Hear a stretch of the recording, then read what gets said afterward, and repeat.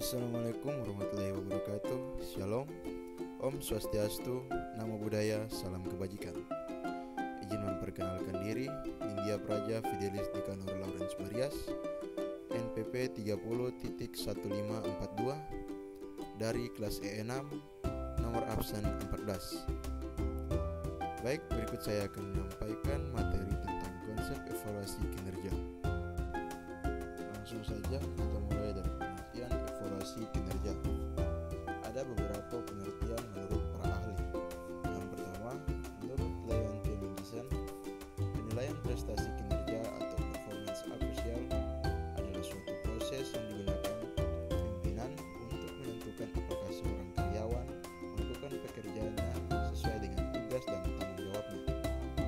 Yang kedua, menurut Andrew E. Sikula, penilaian pegawai merupakan evaluasi yang sistematis dari pekerjaan pegawai dan potensi yang dapat dikembangkan. Penilaian dalam proses penafsiran atau penentuan nilai, kualitas atau status dari beberapa objek, orang, ataupun sesuatu barang. Yang ketiga, menurut Siswanto, penilaian kinerja adalah suatu kegiatan yang dilakukan oleh manajemen atau penyedia penilai untuk menilai kinerja tenaga kerja dengan cara membandingkan kinerja atas kinerja dengan uraian atau deskripsi pekerjaan dalam suatu periode tertentu, biasanya setiap akhir tahun. Adapun secara umum, evaluasi kinerja adalah penilaian yang dilakukan secara sistematis untuk mengetahui hasil pekerjaan karyawan dan kinerja organisasi. Evaluasi kinerja digunakan untuk mengetahui apakah hasil kerja dari karyawan telah sesuai dengan tugas dan tanggung jawabnya, serta standar yang telah ditetapkan oleh perusahaan. Karyawan yang baik diharapkan memiliki kinerja yang optimal setiap harinya dan mampu mencapai target yang telah ditentukan oleh perusahaan. Berikutnya yaitu tujuan evaluasi kinerja. Ada beberapa tujuan evaluasi kinerja. Yang pertama, mengetahui kesalahan atau masalah yang harus diperbaiki. Salah satu tujuan utama dari dilakukannya evaluasi kinerja adalah untuk mengetahui kesalahan atau kekurangan dari kebijakan atau langkah pekerjaan yang telah dilakukan oleh pihak perusahaan maupun dari pihak karyawan. Jadi, diharapkan kedua belah pihak menemukan titik temu dan mendapatkan jalan keluar dari permasalahan yang ada. Yang kedua, melakukan perbaikan pola kerja yang sesuai. Evaluasi kerja bisa digunakan untuk melakukan perbaikan pola kerja yang dirasa tidak sesuai dengan standar ketetapan dari perusahaan atau untuk mendapatkan pola kerja baru bagi karyawan yang lebih efektif dan efisien. Sebagai contoh, pekerjaan yang biasanya dilakukan dalam jangka waktu 1 bulan ternyata setelah dievaluasi bisa diselesaikan dalam waktu 2 minggu dengan aturan dan pola kerja yang baru. Yang ketiga, memberikan penghargaan pada karyawan yang berprestasi. Evaluasi kinerja tidak hanya digunakan untuk memperbaiki cara kerja karyawan. Di sisi lain, evaluasi kerja juga bisa digunakan untuk memberikan penghargaan kepada karyawan perusahaan yang berprestasi dan memberikan kinerja kerja yang baik. Dengan memberikan penghargaan kepada karyawan yang berprestasi, karyawan akan merasa lebih dihargai kinerjanya oleh perusahaan. Hal tersebut juga bisa menjadi pacuan untuk karyawan lain untuk bekerja lebih giat agar bisa merasakan penghargaan yang diberikan oleh perusahaan di kemudian hari. Kemudian yang keempat, atau yang terakhir, membantu Anda dalam mengembangkan perusahaan. Evaluasi kerja digunakan untuk mengembangkan perusahaan dengan cara memperbaiki kinerja dari karyawan dari perusahaan. Dengan cara mengetahui poin-poin mana sajakah yang harus diperbaiki dalam kegiatan evaluasi kinerja, perusahaan dapat membuat kebijakan baru ataupun rencana kerja baru yang bisa mengembangkan dan membuat perusahaan menjadi lebih baik lagi. Adapun juga tujuan evaluasi kinerja menurut Sunyoto. Yang pertama, meningkatkan saling pengertian antara karyawan tentang persyaratan kinerja. Yang kedua, mencatat dan mengakui hasil kerja seorang karyawan sehingga mereka termotivasi untuk berbuat yang lebih baik atau sekurang-kurangnya berprestasi sama dengan prestasi yang terdahulu.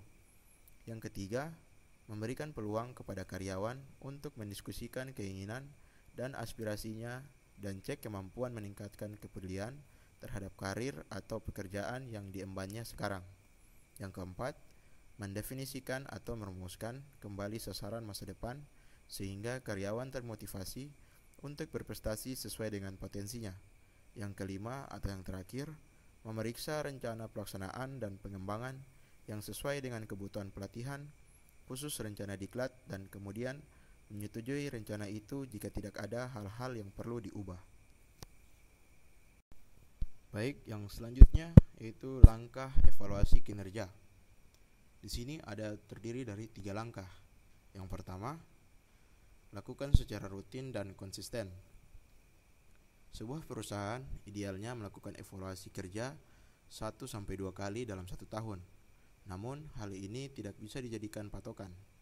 Pihak manajemen perusahaan pun dapat mengadakan evaluasi kerja karyawan lebih sering ataupun lebih jarang, tergantung kebijakan masing-masing perusahaan.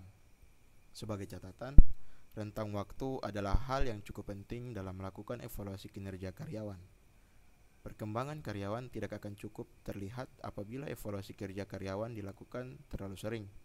Di sisi lain, evaluasi kerja karyawan yang terlalu jarang juga tidak baik karena masalah yang ada dalam pekerjaan akan menjadi lebih rumit dan sulit tersampaikan. Selanjutnya, yang kedua, pentingnya evaluasi dilakukan secara tatap muka atau face to face. Cara yang paling sesuai dan ideal untuk melakukan evaluasi kerja karyawan adalah dengan cara bertemu langsung atau tatap muka. Hal ini bisa dilakukan dengan cara memanggil satu persatu karyawan yang akan dievaluasi ataupun mengadakan rapat besar dengan para karyawan. Pihak perusahaan bisa memberikan daftar evaluasi yang akan dilakukan kepada karyawan yang nantinya akan secara langsung dibahas. Dengan bertatap muka, interaksi antara karyawan yang sedang dievaluasi dengan pihak perusahaan akan lebih efektif. Kedua belah pihak dapat mengutarakan, menyampaikan masalah, mendengarkan, bahkan memberi masukan untuk satu sama lain. Kemudian yang terakhir, perhatikan penggunaan kata dan bahasa dalam penyampaian.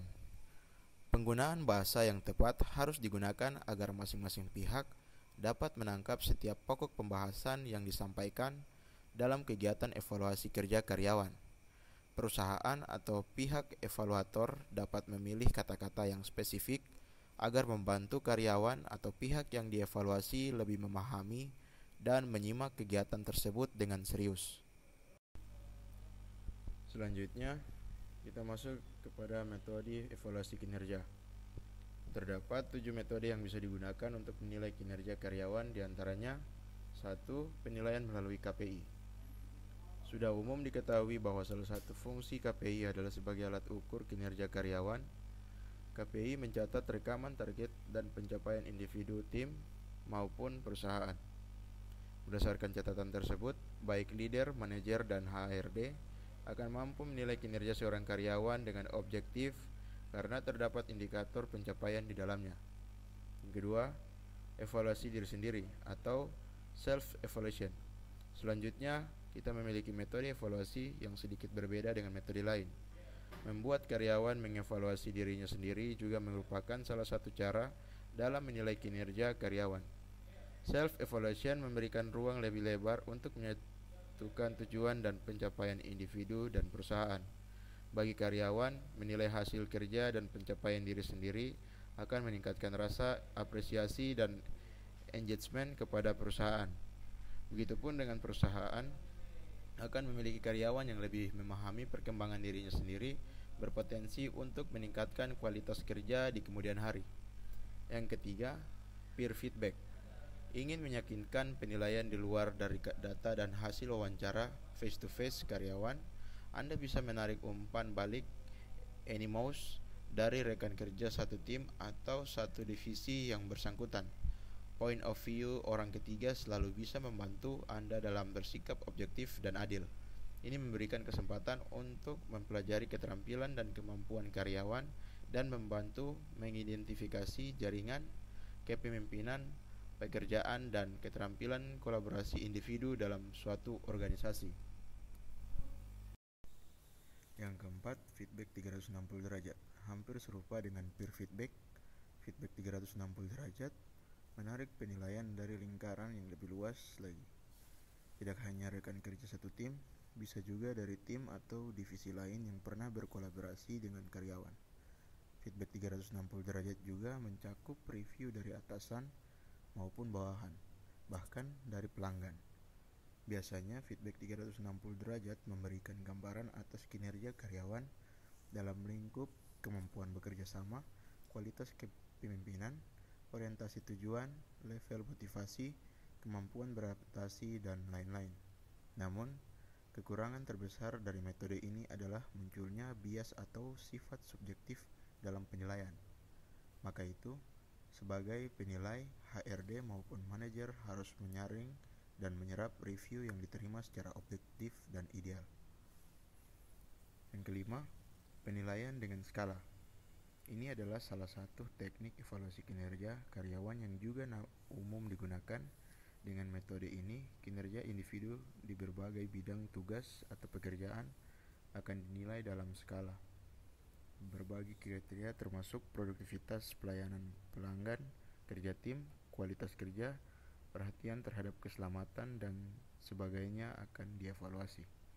Metode ini dapat dilakukan dengan memberikan huruf A, B, C, D, E, dan seterusnya, atau angka 1, 2, 3, 4, 5, dan seterusnya, yang umumnya mengindikasikan rentang tidak memuaskan hingga luar biasa. Metode ini juga memungkinkan pengusaha untuk mengevaluasi beberapa karyawan secara bersamaan. Yang keenam, feedback berkelanjutan. Feedback berkelanjutan adalah cara memberikan evaluasi kinerja dari atasan ke bawahan dalam kurun waktu yang relatif singkat, seperti hari ke hari atau minggu ke minggu. Hal ini digunakan untuk membentuk cara kerja efektif dan perkembangan karyawan lebih cepat. Dengan menggunakan ini, manajer bisa dengan segera mengintervensi kinerja karyawan yang kurang dan segera melakukan tindakan kepribadian. Yang ketujuh, evaluasi di waktu tertentu. Ada juga model penilaian kinerja yang dilakukan bukan dalam periode tetap seperti sebulan satu kali atau setahun satu kali, melainkan pada saat kejadian tertentu terjadi. Misalnya seperti sebuah pencapaian besar atau justru sebaliknya, sebuah kesalahan fatal. Hanya apabila terjadi salah satu dari dua hal di atas, pemimpin dapat menyelenggarakan evaluasi dadakan yang berguna untuk mengidentifikasi keberhasilan atau kesalahan yang dilakukan individu atau tim. Baik, selanjutnya pembahasan yang terakhir, manfaat evaluasi kinerja. Manfaat proses evaluasi kinerja bagi perusahaan diantaranya, yang pertama, kepastian dalam pembuatan atau pembaruan struktur gaji, kompensasi dan benefit, dan atau bonus. Dengan adanya penilaian yang baik dan terstruktur, akan menghindarkan perusahaan dari over budgeting atau kurang dalam memberikan kompensasi setimpal. Yang kedua, penentuan posisi atau tanggung jawab yang sesuai dengan karyawan. Semua manajemen ingin mengoptimalkan semua research yang ada, termasuk kemampuan personilnya. Menempatkan orang yang mumpuni di posisi yang tepat mampu meningkatkan produktivitas. Kemudian, yang ketiga, membangun sikap percaya dan injek satu sama lain. Berikan pemahaman bahwa di dalam kegiatan evaluasi, karyawan memiliki hak untuk menyuarakan kebutuhannya selama bekerja di perusahaan. Perusahaan tentu saja harus memfasilitasi ini dengan baik. Dan yang terakhir, melindungi perusahaan secara hukum. Proses penilaian kinerja akan berkaitan dengan keberlangsungan seorang karyawan yang bekerja di sebuah perusahaan. Bila mana perusahaan terpaksa mengeluarkan keputusan untuk memberhentikan karyawan, riwayat penilaian kerja yang didokumentasikan dengan baik bisa menjadi dokumen yang bisa menjadi bukti dan dokumen pendukung yang menjadi dasar keputusan pemberhentian tersebut. Jika dilakukan dengan teratur, perusahaan akan mendapatkan karyawan yang transparan, visioner, dan tentunya engage dengan profesinya. Ini juga bisa menjadi bekal dalam proses meretain karyawan.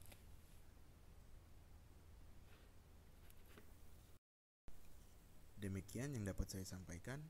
Semoga video ini dapat menjadi sumber pembelajaran bagi kita semua. Sekian dan terima kasih.